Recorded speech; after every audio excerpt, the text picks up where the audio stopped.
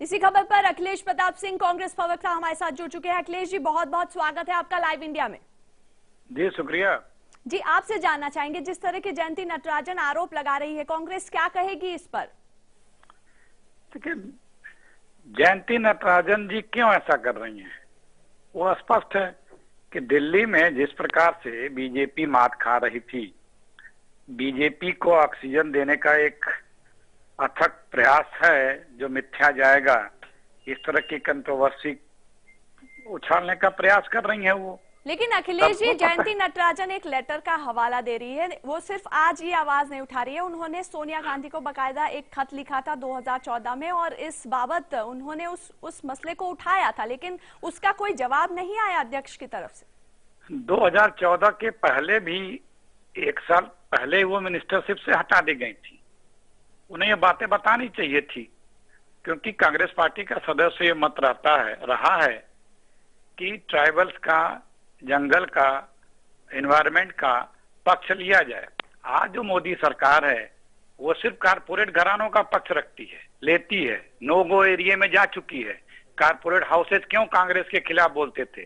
क्योंकि वो environment ministry से उनको जो सुविधाएं अतिरिक्त चाहिए होती थी वन के रूलों को वायलेट करके, वो नहीं प्राप्त करते थे। आज वो प्राप्त कर ले रहे हैं, सरकार उनको जाने कर दे रही है। जहां पे रूल नहीं है वहां पे उनको इजाजत दे रही है वर्तमान सरकार, मोदी जी की सरकार। 10 उदाहरण है, आप लोग खुद चला चुके हैं, मीडिया में आ चुका है। लेकिन अखिलेश जी, सवाल ये है कि जब जयंती नटराजन ने आवाज उठाई थी तब कोई जवाब नहीं दिया गया था। दूसरी बात ये कि क्या राहुल गांधी ऐसे विषयों पर इंटरफियर करते हैं?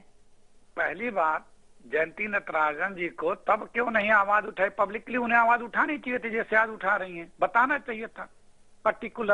एक पर्टिकुलर का जिक्र किया उन्होंने।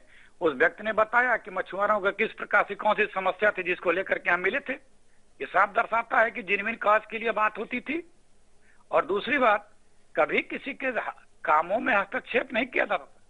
ये जरूर है कि हमारे देश का संविधान की रक्षा हो, कानून की रक्षा हो, और जो वन विभाग और एनवायरमेंट के भी कानून थे उसकी रक्षा हो, इतना जरूर देखा जाता था। आज कोई सिर्फ पॉलिटिकल अपॉर्चुनिटीज के लिए बातें उठाई जा रही हैं, और बीजेपी अपॉर्चुनिस्ट पार्टी है। जिस गोवा की रैली में मोदी जी ने जयंती जी के लिए क्या कहा था, किस तरह के आरोप लगाए थे। जी अखिलेश जी, बहुत बहुत शुक्रिया इस पूरी जानकारी के लिए, हमारे साथ जुड़ने के लिए। तो साफ कहना है, कांग्रेस अपनी सफाई में कह रही है कि जयंती नटराजन अब ये मुद्दा क्यों उठा रही है, वो उसे एक अवसरवादी के तौर पे देख रही है। वही जयंती नटराजन ने जो खत लिखा था, उस खत का हिस्सा हम आपको पढ़वाते हैं, सुनाते हैं कि क्या कुछ उन्होंने लिखा था। उन्होंने सोनिया गांधी जी को जो खत लिखा था उसमें लिखा था कि मंत्रालय में मुझे राहुल गांधी और उनके दफ्तर से खास निर्देश मिला करते थे, जिन्हें मैं आदेश के तौर पर लेती थी और उनका पालन भी करती थी। मुझे भी महसूस होता है कि कई मामलों पर मुझ पर दबाव डाला गया जो मुझे गलत लगता है। जयंती नटराजन ने स्पष्ट रूप से ये तमाम चीजें सोनिया गांधी को लिखी थी, लेकिन उनका कहना है कि सोनिया गांधी की तरफ से उन्हें कोई जवाब नहीं मिला।